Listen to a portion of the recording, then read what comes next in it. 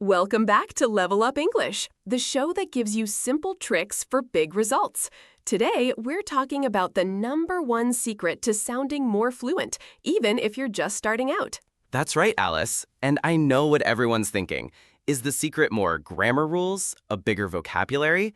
The answer is no. It's actually much simpler than that. Exactly. So, let's talk about the biggest mistake beginners make. They learn single words. They memorize a list. I want drink water.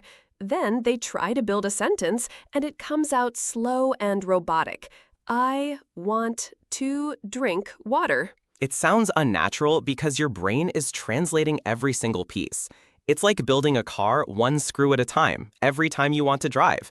Native speakers don't do that. And that brings us to the secret. Are you ready? The secret is stop learning words. Start learning chunks. Bingo! A chunk is a group of words that always go together. Native speakers don't think, I want to drink water. They think of it as one idea, one chunk.